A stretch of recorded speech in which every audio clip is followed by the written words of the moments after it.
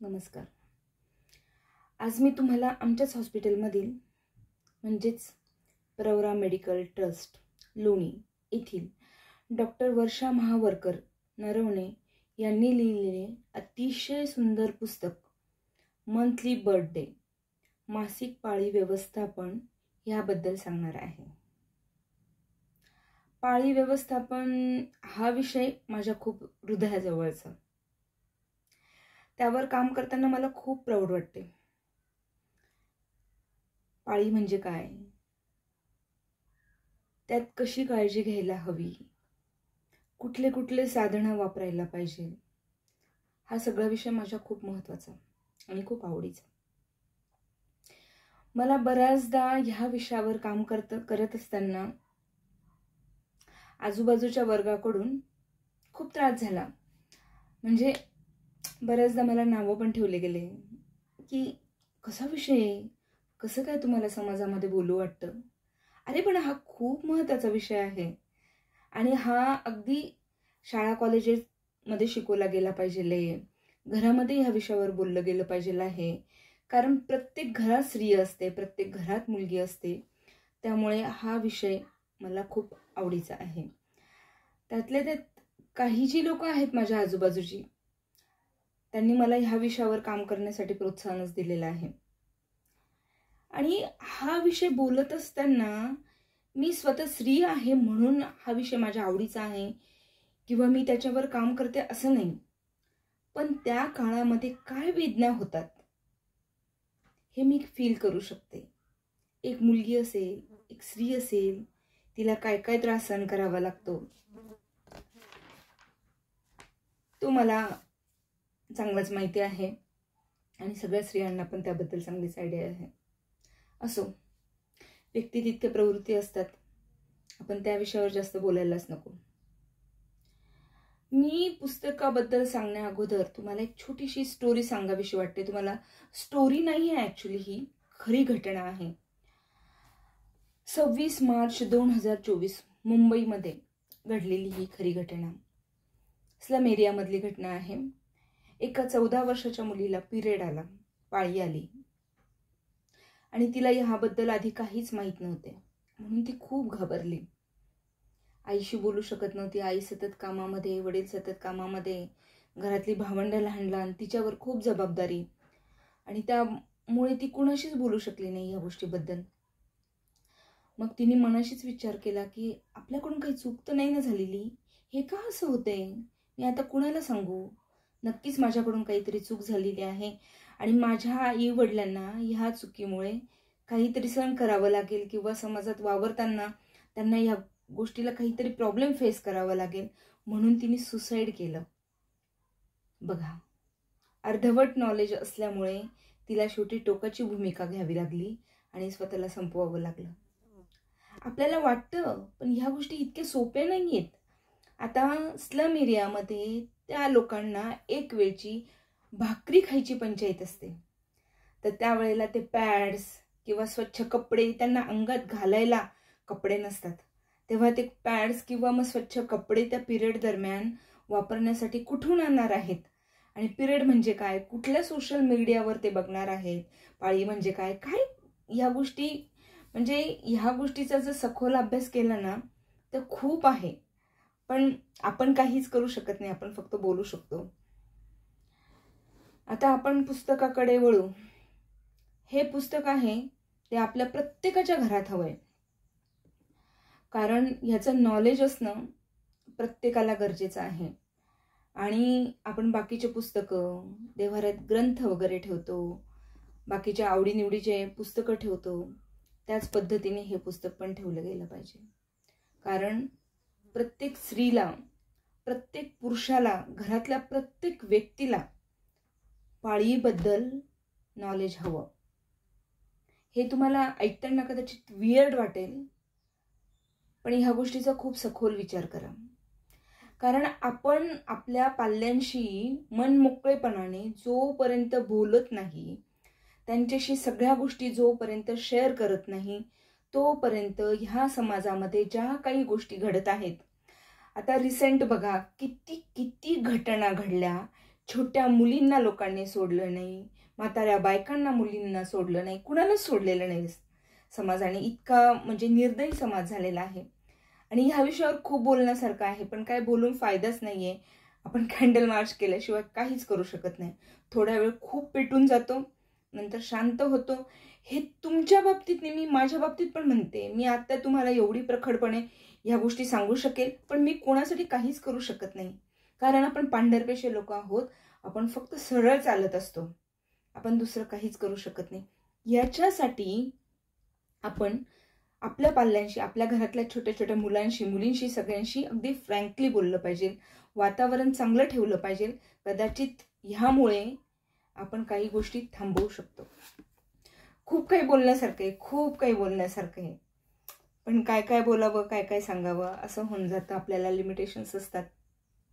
आता आपण बोलूया मंथली बर्थडे, मासिक पाळी व्यवस्थापन या पुस्तकाबद्दल. हे ते पुस्तक आहे. मी वाचलं, मला अतिशय सुंदर वाटलं.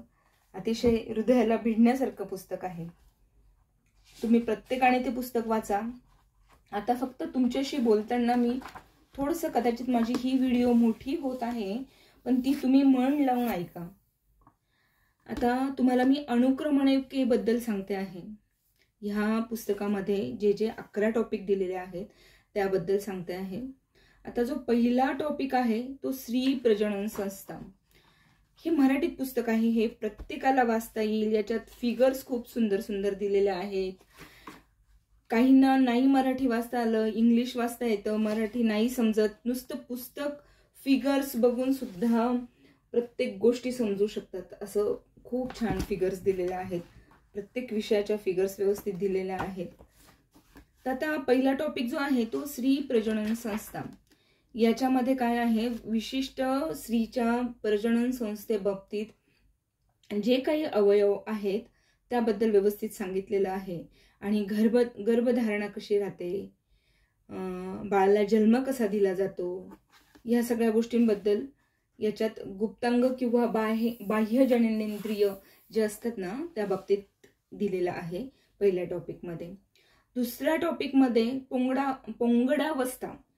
पोंगडावस्था म्हणजे काय, तर ज्या वेळेला एक स्त्री 12-13 वर्षाची होते, तिच्या शरीरामध्ये काय काय बदल होतात, तिचं शरीर कसं वाढत जातं, काय काय होतं, त्या बाबतीत दिलेलं आहे.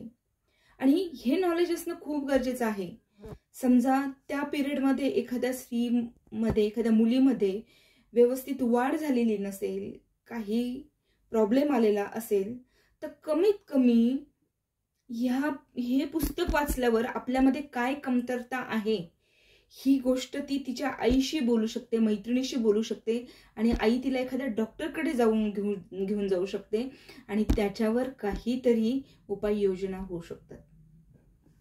नंतर तिसरा टॉपिक आहे मासिक पाळी. मासिक पाळी म्हणजे काय ते थोडक्यात दिलेलं आहे. त्याच्यानंतर मासिक पाळी संबंधित अडचणी व उपाय चौथ्या टॉपिकमध्ये दिलेला आहे. त्याच्यात काय काय अडचणी येतात आणि त्या अडचणींवर आपण काय उपाय काढू शकतो. त्याच्यानंतर 5वा टॉपिक आहे मासिक पाळीच्या वेळची स्वच्छता. आपण स्वच्छता कशी ठेवायची आहे. मासिक पाळी घाण आहे, रक्त घाण आहे म्हणून आपण त्याच्याकडे बघायचंच नाही असं नाहीये. तर जेव्हा मासिक पाळी येते तेव्हा आपण योनी मार्गाची स्वच्छता, आपल्या शरीराची स्वच्छता कशी ठेवायची आहे त्या बाबतीत दिलेला आहे. त्याच्यानंतर 6वा जो टॉपिक आहे मासिक पाळीच्या वेळी वापरली जाणारी उत्पादने. मासिक पाळीच्या वेळेस काय काय वापरायचं. पूर्वीच्या स्त्रिया कापड वापरायची, नंतर पॅड्स आले, टॅम्पॉन्स आले, आता मेन्स्ट्रुअल कप्स येत आहेत, असे बरेच साधनं येत आहेत. मग कुठलं योग्य आहे आणि कुठलं अयोग्य आहे हे या 6व्या टॉपिकमध्ये दिलेलं आहे.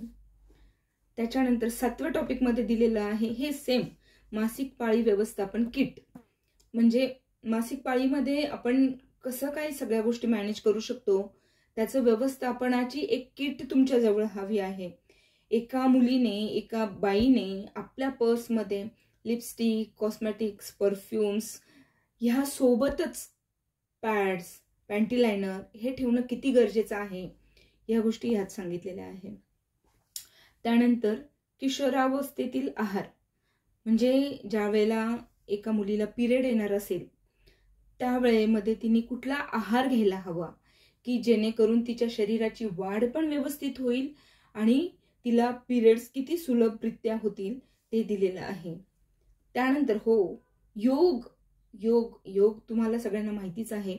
मासिक पाळी आणि योग म्हणजे पोट दुखत आहे. बरेच जणी म्हणतात माझं खूप पोट दुखत आहे, माझे पाय दुखत आहेत, मला जास्त दिवस अंगावर जात नाही किंवा मला कमी दिवस जातं, असे बरेचसे प्रश्न असतात.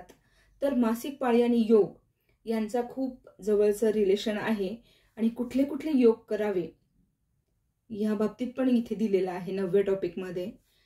10वा टॉपिक आहे आयुर्वेद आणि मासिक पाळी.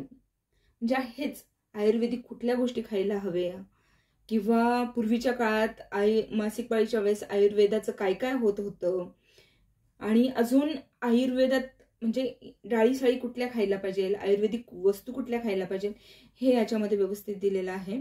आणि 11वा सगळ्यात शेवटचा टॉपिक म्हणजे मासिक पाळी संबंधित समज आणि गैरसमज. याच्यामध्ये ह्या गोष्टी येऊ शकतात. म्हणजे आता थोडक्यात एक छोटंसं उदाहरण सांगते मी तुम्हाला. मासिक पाळी आली का बाईने देवारात जायचं नाही, मंदिरात जायचं नाही, कुठली पूजा करायची किंवा सणवार व्रत वैकल्य करायचे नाही, हे बऱ्याचदा सांगितलं गेलेलं आहे. मग आता मला एक सांगा, ज्यावेळेस पाळी येते तेव्हा ते बाहेर येतं, पण ज्यावेळेस पाळी आलेलीच नसते ते तेव्हा मध्ये असतं, मग तेव्हा नसते का स्त्री वाईट? मग तेव्हा सगळं चालतं. आणि ज्यावेळेस पिरियड येतो, पाळी येते, त्यावेळेस ते वाईट का? का पूजा करू नये? का वंचित राहावं त्या गोष्टीपासून? का सणवार व्रत वैकल्य करू नये?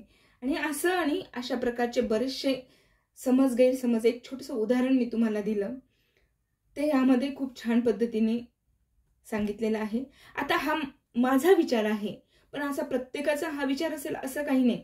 आणि ही बळजबरी पण नाहीये की तुम्ही सगळ्यांनी ह्या गोष्टी पाळाच किंवा नका पाळू, ही बळजबरी नाहीये. शेवटी प्रत्येकाचा त्या गोष्टीकडे बघायचा दृष्टिकोन वेगळा आहे, कुणाच्या भावना दुखवण्याचा.